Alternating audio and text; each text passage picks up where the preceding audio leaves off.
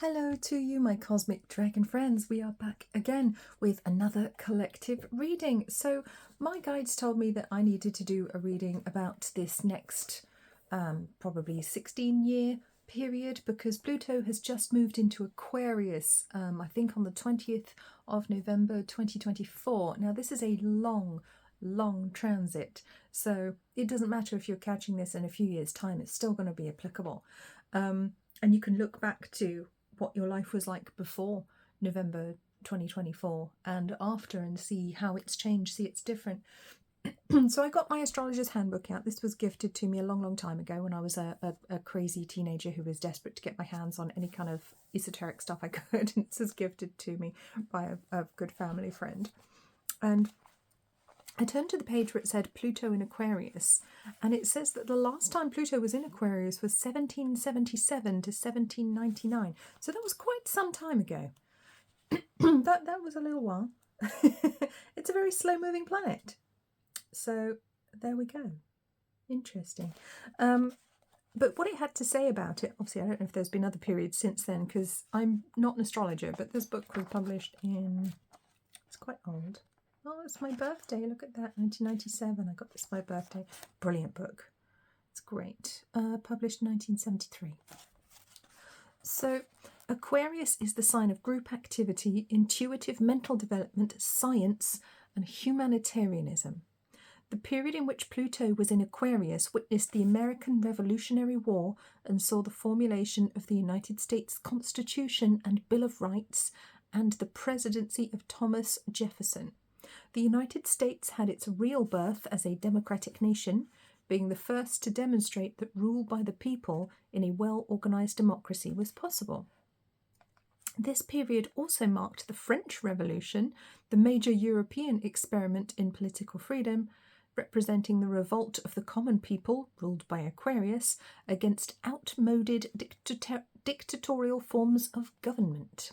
The next transit of Pluto through Aquarius, that we're seeing now, will be a time of tremendous scientific discovery and worldwide brotherhood. The Aquarian age will come into its full flower then. How exciting! So I'm looking forward to it with some trepidation. Excuse me.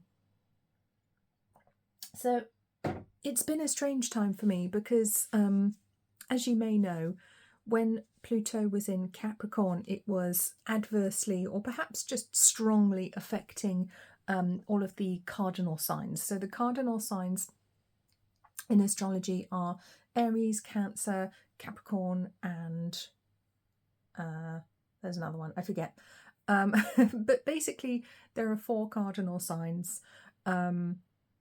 And Libra, yeah, I should know that's my sun sign.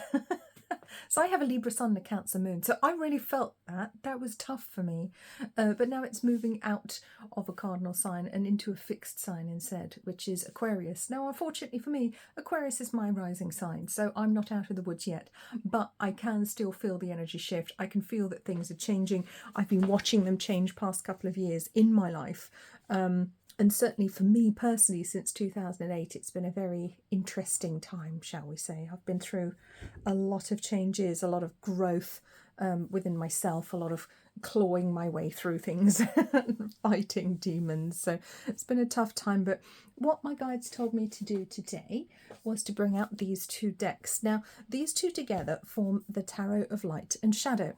So I bought this in Tintagel, Magical Tintagel in Cornwall. I love buying things down there because it comes with the wonderful energy of having been down there. And I didn't realise it was 2 decks when I bought it. I just saw the box from the outside. So I saw a box and I thought, oh, it's a box with some cards and a book in it. No, it was a box with 2 packs of cards.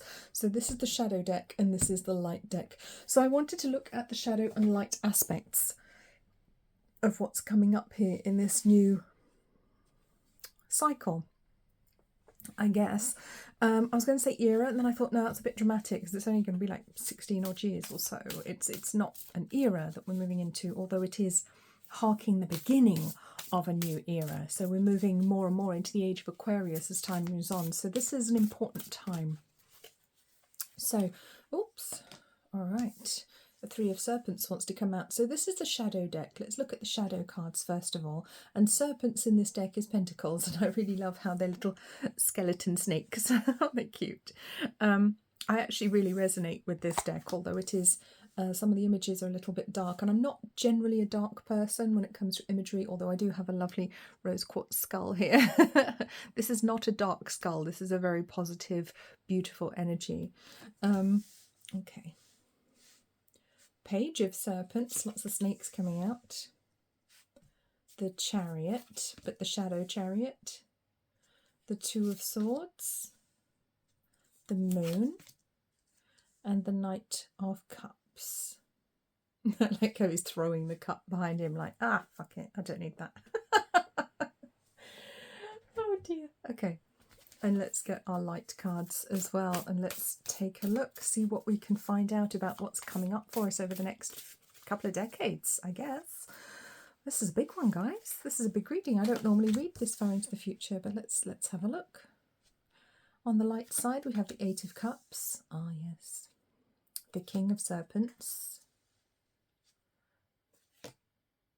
The Five of Wands. I knew that. The Nine of Wands. Eight of Wands. Now that's curious. I have shuffled these very carefully, so they would not have been together in the deck. And Justice. Number 8. And on the bottom we have Judgment.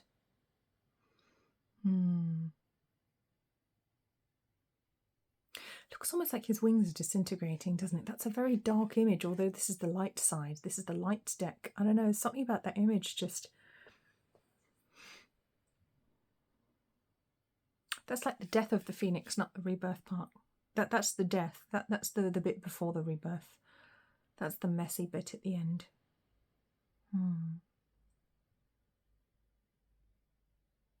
Something very esoteric, very mysterious about this card on the bottom here that I'm looking at. And look, there's like a little eye in the corner here. It's almost like arrows coming out, almost like the evil eye. Negative thoughts destroying something by will, by sheer will. And then this to me looks more like blood than fire. Like its whole being is being destroyed by the onlookers, by the people, by someone sending bad energy its way. You know, it's almost like evil eye energy.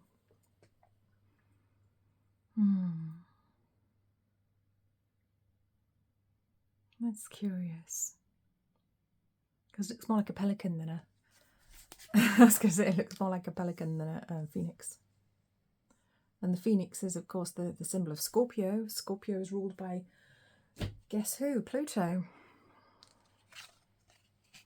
It's an interesting time. It does feel like many eyes will be on us moving forwards. And this is on the light side as well. This is not the shadow. Many eyes will be on us. People will be watching. I want to say enemies, but I don't mean it in a sort of a polarizing sense. I mean enemies as in people who don't like us, people who are envious of us, people who are in lower vibrations, who don't want us to succeed. Almost shooting arrows at us. You know, when someone looks at you and you say they're shooting arrows with their eyes because they're just so angry or dislike you so much. It's that kind of energy. Wow. And it's almost like an old illusion of self dissolving now. Won't be able to stand up to the light of day. It's going to require radical honesty, radical self-honesty about who we keep in our life, who we don't, who's good for us and who isn't.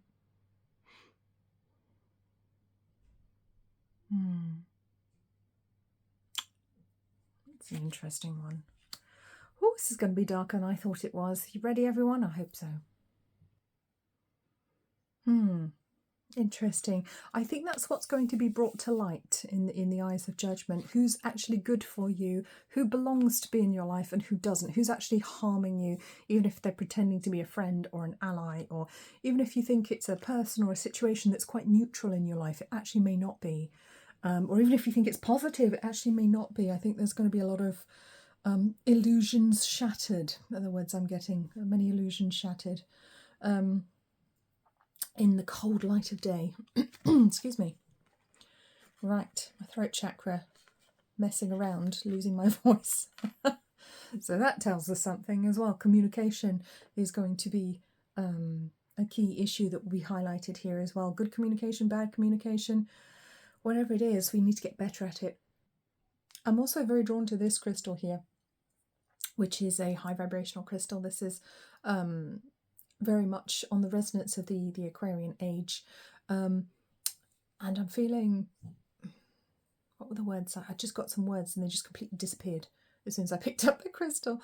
But it was, oh yes, about telepathic communication. I feel like telepathic communication, non-verbal communication is going to be heightened, and that we're going to see, you know, our understanding, those of us who are open to it and choose to be aware of it, will find our non-verbal understanding of others very much increase during this period. It's a time of telepathic and intuitive increasing. So interesting stuff. Looking at the shadow though, it's interesting. I want to say there are decisions to make when it comes to how we go about our daily life, insofar as how we work, what we do, how we earn money, what we consider to be valuable and important. It feels like less of an influence. Interesting. I said less of an influence. I meant less importance, but influence jumped out of my mouth. So I feel like work and money will have less influence in people's lives. And we may have some difficult choices to make. But I feel that like these things need to happen for the right reasons, not for the wrong ones. With the Knight of Cups, I want to talk about following your passions, but I don't want to, I want to say don't throw the baby out with the bathwater. You know, the things that have been hidden that we didn't know about. And I mean, this is the shadow moon. I mean, the moon itself is pretty shady as cards go. You know, it's where we can't see things properly. Things are hidden from us. But this is the shadow moon, so it takes on additionally dark dimension. And to me, this speaks of manipulation. Manipulation by darker forces or darker aspects of self. Tempting us into believing that we are acting in enlightened ways when we're actually not. Tempting us into believing that we are being righteous and doing the right thing, when actually we may not be. We may be being very foolish or self-serving, and not in good ways.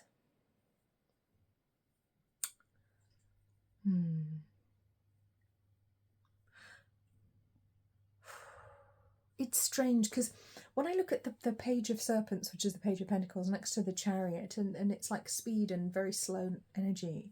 So it feels almost like things could come in fits and spurts.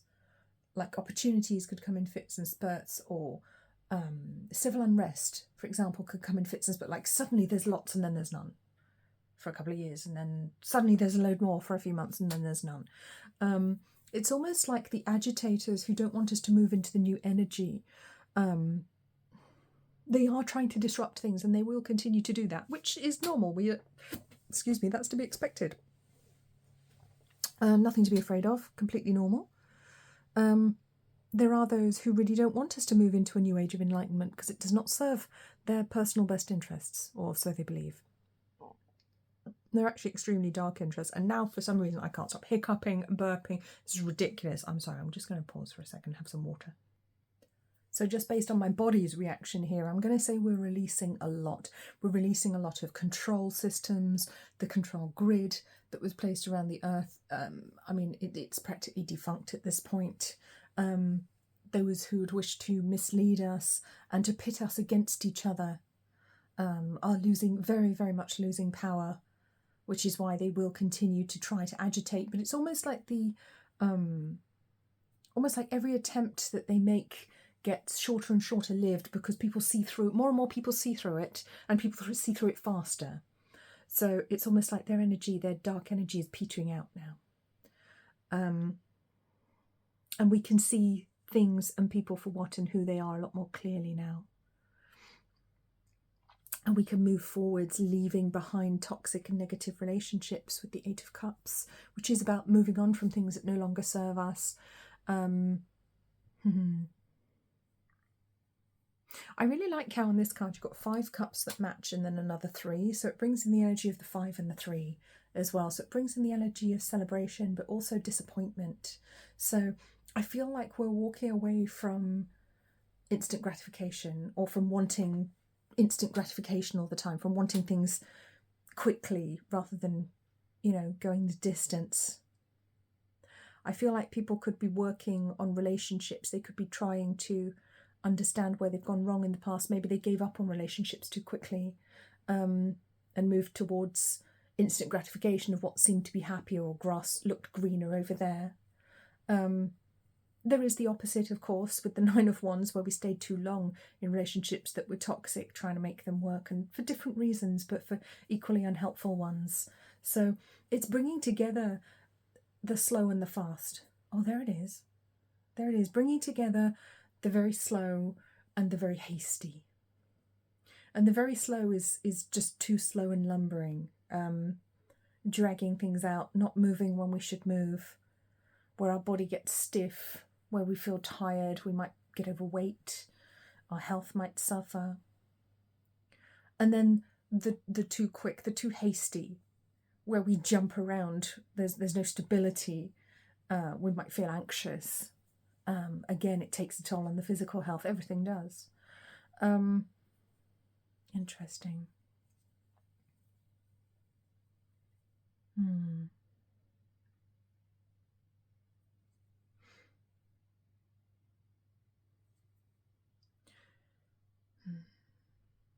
And it's not the easiest thing. It is an internal battle, internal struggle, but it's shedding light on where we could be steadier, where we could be more spiritually mature. I want to say where we could do better.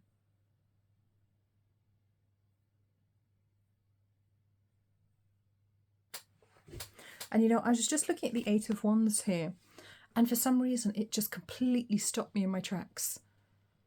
And I couldn't for the life of me think or remember or intuit what this card meant. It was like a door just slammed in my face, like a portcullis came down. Like I hit a wall. And that's very interesting, because the 8 of Wands is an extremely fast energy. It's the arrows of love, so it's the opposite to the arrows of negativity that I was picking up here. But it's, I guess it's they're the shadow of one another, that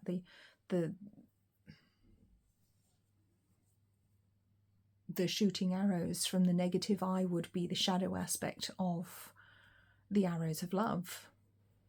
But again, the 8 of Wands is hasty energy. It can be moving too fast, moving too quickly, missing out on an opportunity if you don't grab it fast enough, and that's not balanced.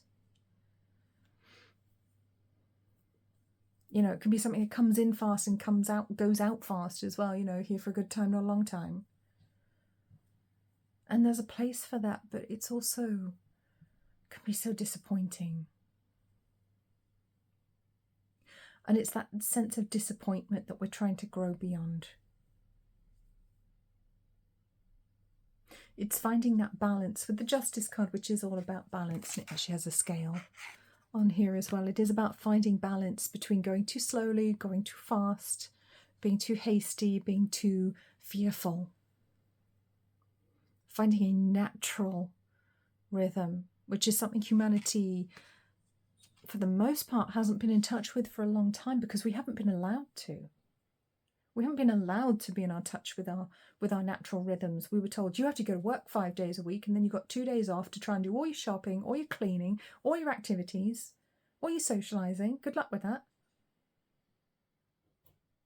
You know? And in some ways it's been push, push, push the whole time. What Chrissy would call push, drive, strive, compete, compare. And then on the other side of that, if you chose not to participate in society, then you wouldn't have any money and you wouldn't be able to get anywhere. And you could find yourself living not such a good life, not being able to get places or travel with any speed, having to take public transport or walk, which takes a lot longer. They're just giving me examples in my mind of fast energy and slow energy here, which is why I'm coming up with some quite strange examples. I'm not saying that everyone that doesn't work is unhappy, but those who are unemployed, struggling financially, for example, on the flip side of that coin, you know, it's a very lucky few who have plenty of money and don't have to work and can do whatever they want.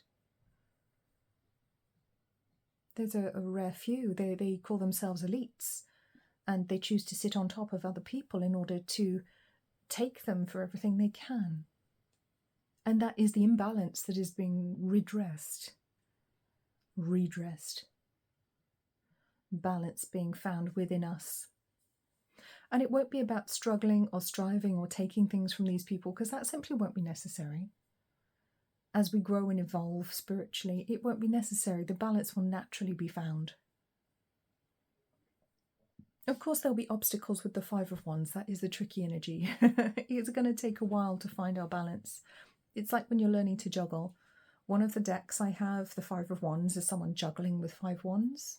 It looks like he's struggling, trying not to drop them. But once you're competent at juggling, it's not a problem. It can become easy, relaxing. You get in the zone with it. And that's kind of where humanity's going. We're learning to find our natural balance, our natural rhythm, returning to a more energetic, emotional, mentally, spiritually balanced place. That's what this next period is all about, finding our balance.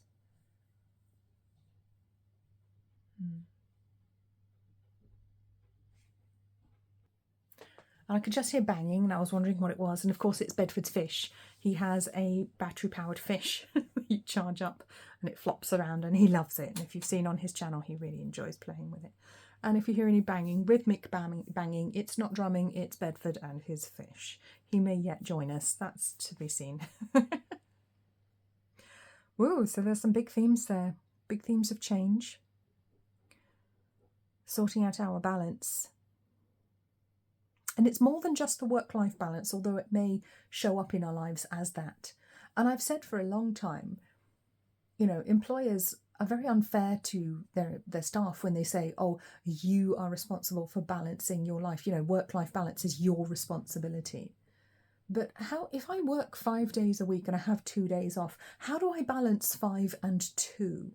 Because that's not equal. How do I do that? How am I supposed to do that? Doesn't make any sense. I don't think it's supposed to. It's just supposed to be a line to get you to shut up. So forget work-life balance. This is about spiritual balance, true balance, finding our true equilibrium as the spiritual beings that we actually are, remembering who we are and finding new ways to live, new ways to thrive. New ways to thrive. Oh, this card is so desperate to come off the top. Oh, that's the one that fell off earlier. So the Seven of Swords from the Shadow deck wanted to come out. And the Seven of Swords can be about deception, doing things in secret, dishonesty, hiding. And a shadow element of that. Wow, I mean, how dark do we want to go? It feels like some very ancient deception is going to be revealed to us. Very ancient deception. But at the same time, I want to say, like, people who've hid their feelings for us. You can almost see like this network of like, look almost like cells connected by filaments of some kind. It feels like because intuitively we're growing, because psychically we're growing, telepathically our abilities increasing, it's almost like there will be no need to hide how you feel or what you're thinking about someone. There'll be no need to do that. People won't so much feel the need to do it because they'll know that they'll sense it anyway. So I feel like for some people, and possibly very soon, is the words I'm getting, is someone may want to tell you how they feel about you. And that could be romantically or in a friendship way, or just tell you that you inspire them. For some people, it's definitely going to be romantic, because we do learn a lot through our romantic relationships. They are incredibly important. That's why we come to a realm of duality. But there's a lot of, I want to say that there's a lot of reticence here, because look how wonky this sword is. It's a wobbly sword. This is not somebody who's brave. I feel like this could be somebody who's very afraid to tell you how they feel about you or what they'd like to say. And some of the darker deceptions we're going to find out about, we'll see how they come from a place of actually from weakness and from fear. And one day we'll be able to laugh at it. So let's get some of these energy oracle coming in. I'll have to be a little bit careful. I might need my sensor shells for some of these. Let's see. So I'm going to pull them off camera just in case. Strategy. Community. Broken heart. Contract. Attachment. And sixth chakra, Archangel Metatron, so that's the third eye. So that's the seat of our clairvoyance, our psychic ability, our telepathy. And on the bottom of the deck we have Yin Yang on 22. 22-4, very emotional number, feet of the goddess. Understanding the polarities, and that's what brings us balance. And look at this, we've got another scale. We've got another symbol of justice and contract. Isn't that interesting? Because I said at the beginning, reading from my book, about how it was under Pluto in Aquarius that the United States Constitution was formed. That's interesting. That's definitely going to come up. And I know that there have been people saying recently, or I've heard there are people trying to say, oh, it's out of date, we need to get rid of it or rewrite it or something. Very interesting, because I don't remember hearing that at any point previously in history. I'm not aware of that happening. So that is interesting. And I'm not going to give an opinion on that because I don't have one. But I'm an anarchist, you guys know. I have no respect for authority or government. They're illegitimate. Who the hell do they think they are? I'm a sovereign being. They have no legitimate power over us. And again, that's something that will become clearer as the age of Aquarius progresses. So, strategy. And there's like a book with a pen. So a quill and a compass and some coins. So, and then there's a 7-pointed star on the front. Very magical energy. It's almost like a magical journal, this. And you do actually need the compass points when you're doing like certain magical workings, because you need to know where the directions are, north, south, east, west. So it does feel like mystical communities coming together to heal old wounds, to heal past hurts. We have got, again, relationships. We've got divorces happening here. We've got unhealthy, codependent relationships kind of exploding is what I'm shown. For some people who are ready to move past them. Very much being guided by our intuition and working with sacred geometry, sacred higher truths, learning higher truths, you know, at the level that we're at, so we can go to the next level. We go through different stages, of course, just like a child growing up, completely normal.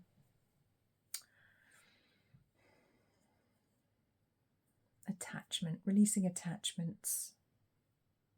I actually felt that card when I pulled it out. Actually, I felt it there when I pulled this one out, because it kind of evoked to me the Three of Cups, but the negative energy of the Three of Cups, where there's like a love triangle.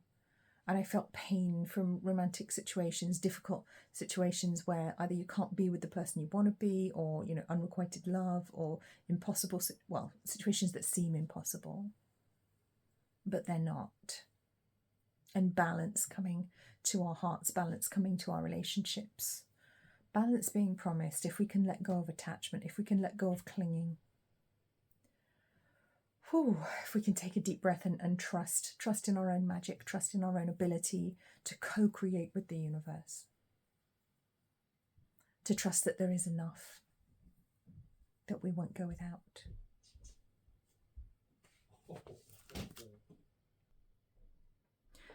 I'm very drawn to this card actually, and I feel like people will be working on aspects of their mental and emotional health to do with attachment styles. And you look at the mask here that she has taken off. At first glance, it almost looked like a baby to me, almost like kind of like a chubby little baby mask. So what is it about her? And look at the chain holding her. What is it about our past that's keeping us prisoner? You can see chains. Although her chain doesn't seem to be attached to anything, to be honest. She's just sort of calmly stood there, allowing herself to be a prisoner of these four walls. Absolutely enchanted by this mask she's looking at, or obsessed with it. Unable to look at anything else. Keeping herself stuck, herself chained. And that's the truth of what we do. We do keep ourselves stuck. Sorry about the noise if you heard that. Somebody decided to hoover and I had to stop them. Okay. Let's bring in some more cards. Alright, so there's none I have to censor in here because I like fruits and vegetables and flowers, so that's good. Okay, what have we got coming up here with Pluto and Aquarius? Carrots. Carroty or clarity. It actually says clarity. I said carroty because why not? Vitamin A, good for your eyes, absolutely. So I want to talk about our vision, our clairvoyance, clarity of thought, of vision, love, wisdom, wow, trust, gorgeous.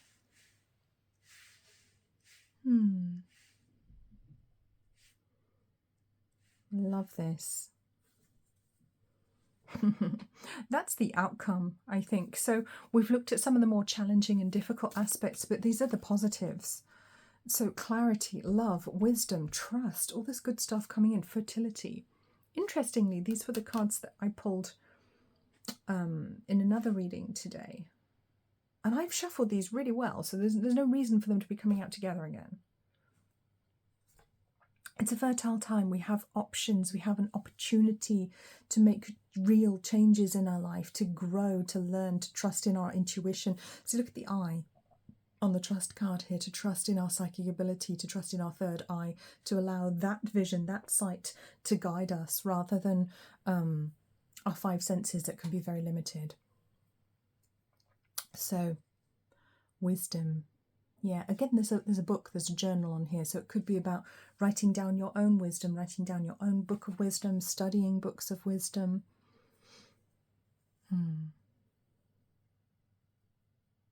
There's a definite theme here of love and romance as well, improvements in our love life, finding true connection and understanding what that's supposed to look like, knowing that it's safe for us to trust, getting clarity on our existing relationships, learning and growing together. Again, we've got number 22. That's coming out quite strongly. The feet of the goddess, 22-4. That's a strong energy here. It's very interesting. Okay. All right. Let's get some final cards here.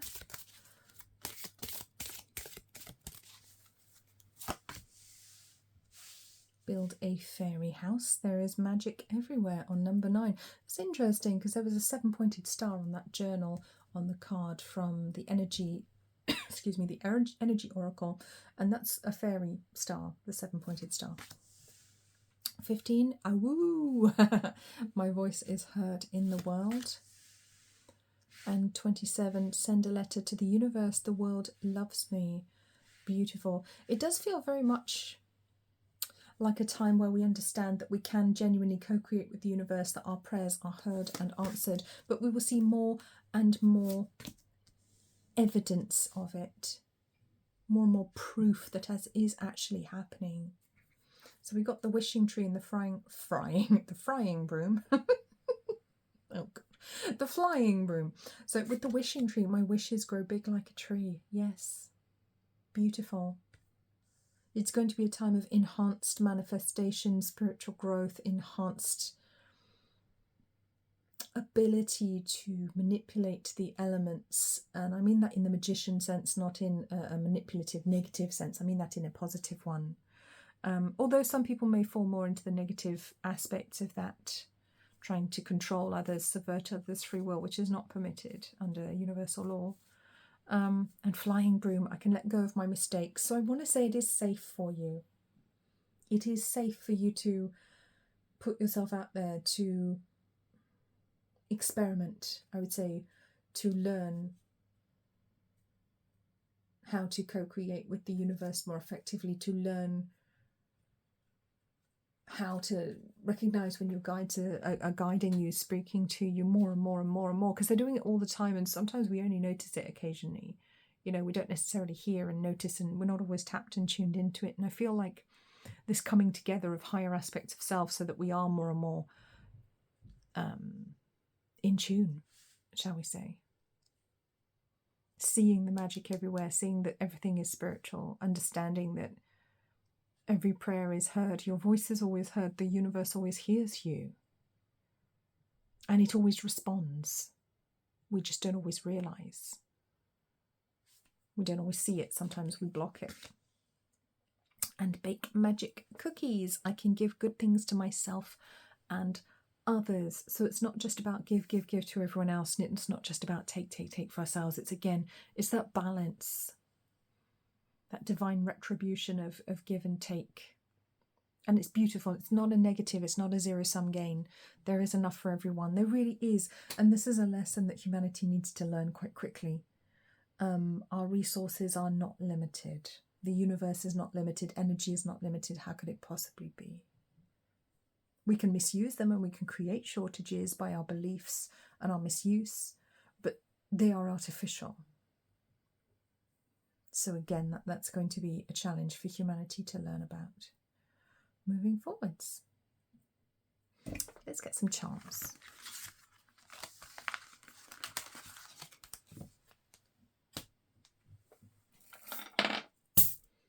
Oh, let's get some tea leaves as well. Let's get some... Okay. Let's get some themes. Let's get some themes for this this period of time. What do we have? Themes for this Pluto in Aquarius, please. Wind chimes, peace and harmony, like it. Rat, someone working against you behind your back. Now look at his eye. What was I saying? What was I saying? Peace and harmony despite people working against you. Rabbit, too much concern with sexual matters. Yeah. Throne, position of authority. Broken wishbone, wish will not be granted. Yeah, the wish of those who want to stop you, work against you behind your back, will not be granted, because we're moving into this piece where, where things have become very over-sexualized recently. I don't know if you've noticed. I've noticed it. It's like I can't go to a shop and look for clothes without, you know, a lot of them just make you look like a whore. And I'm like, what the heck? For a few years, I couldn't even buy shorts for about 10 years because I couldn't find any that weren't shorts. And it was ridiculous.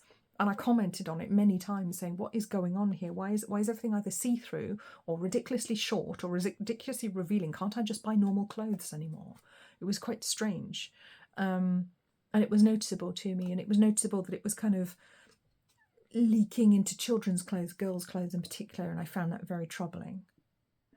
And I feel like that's going to be shifting and changing. I feel like those who consider themselves to be in authority and in charge, particularly royal families, shall we say, are going to be losing their grip as well. Let's see. Kite, vacation.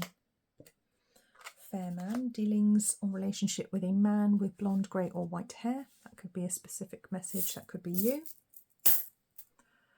Yes, more time out, more time off. Maybe the 4-day working week coming in. Unicorn, used your intuition to make beneficial changes. Yeah, there it is. That's basically the crux of it. Is the unicorn card is the crux of what we can achieve during this time. We should have more time off. We should not be forced to try and balance 5 and 2. Okay, and the wishes of those who wish to control us are just not going to be granted, or not going to be granted anymore. They may have been in the past, but that's not the energy we're in. The balance is shifting. Okay, so we have a magic coin, so abundance. We have a dragon, possible connection to whales or to dragons generally.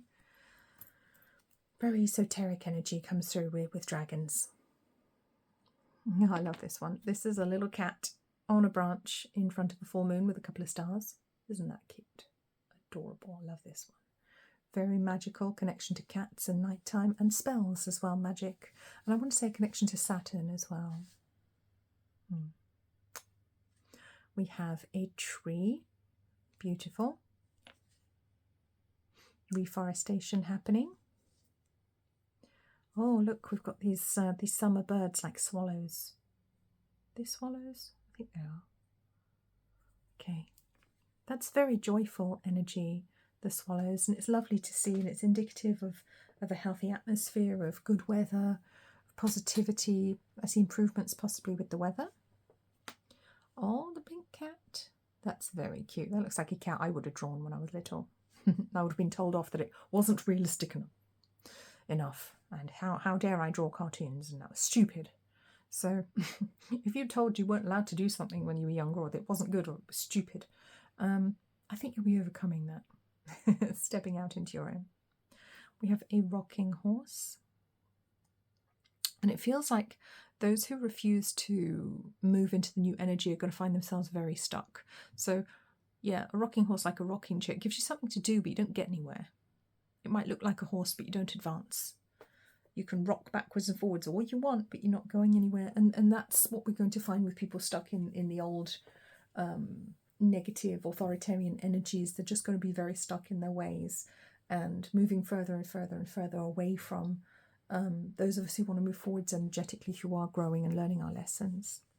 So we have an owl, we have wisdom, we have Goddess Athena coming in, Goddess of War and Wisdom.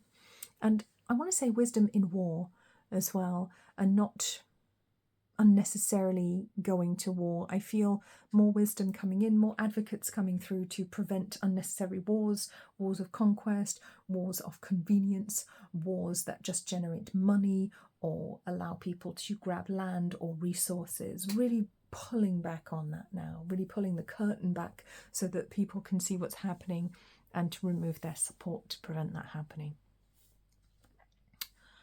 Lovely wheel. The ship's wheel.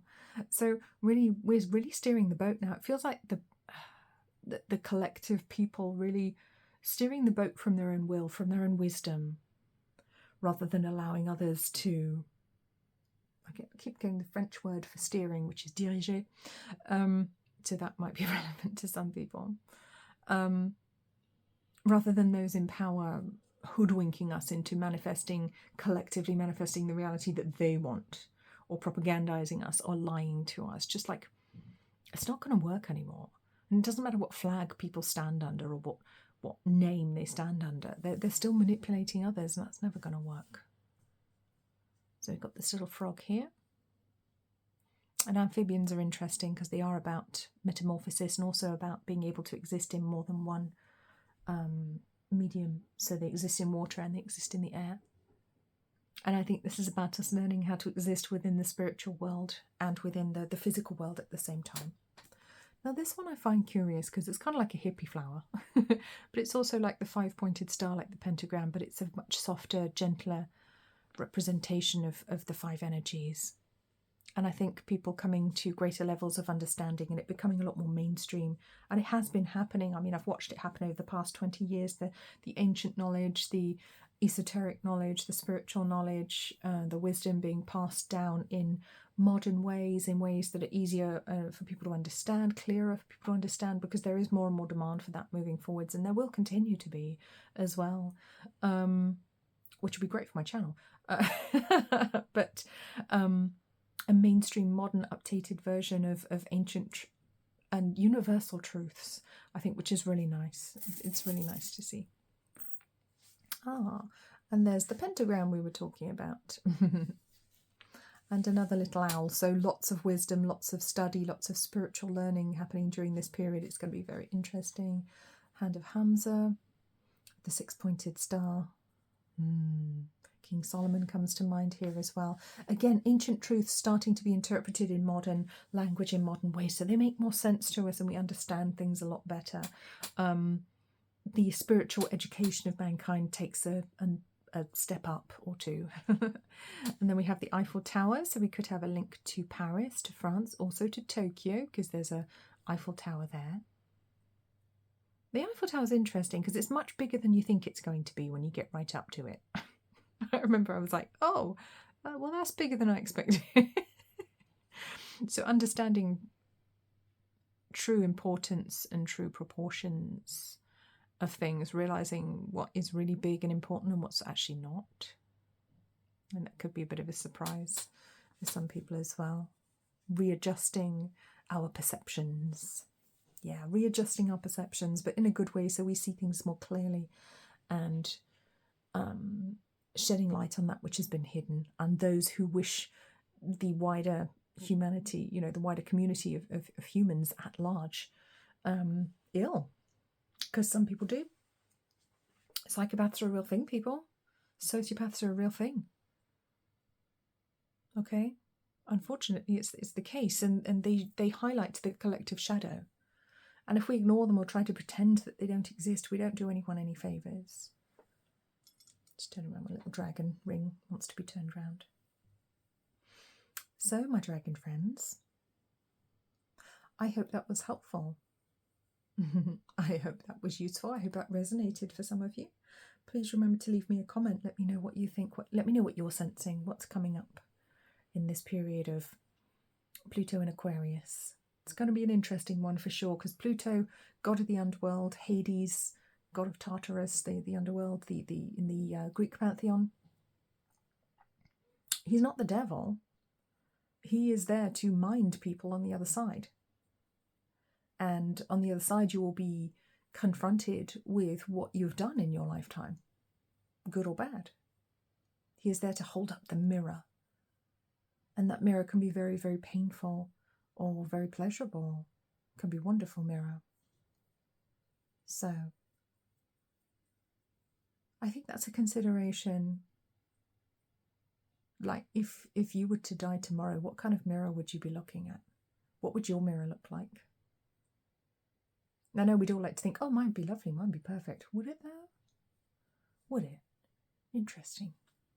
So, some deep introspection, deep spiritual mirror work coming up.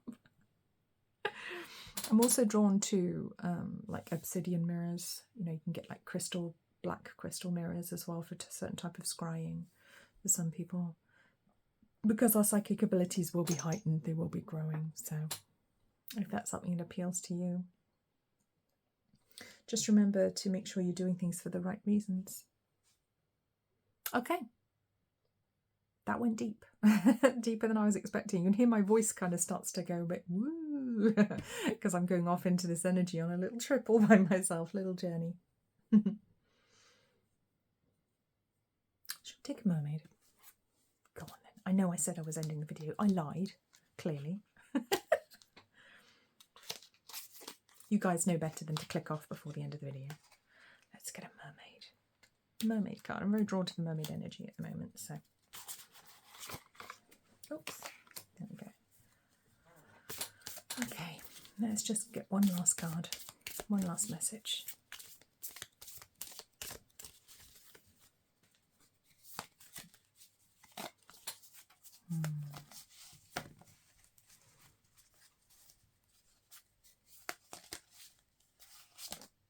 Okay. Mother healing. That's a theme that's been coming up a lot recently, I have to say, particularly for men, or those who resonate more with the divine masculine energy. Mother healing, yeah. There's a lot of healing to be done for our mother wounds, those of us who have mother wounds, and that is probably a large portion of the population. And that's not to say that our mothers were bad or evil or wrong or did terrible things to us, but they may have passed on their own wounds, and we're breaking cycles now. So It's breaking that cycle of the mother wound. As your feelings toward your mother heal, your desires manifest more rapidly and accurately. There we go. And that's my final word. You take very good care of yourselves. See you soon.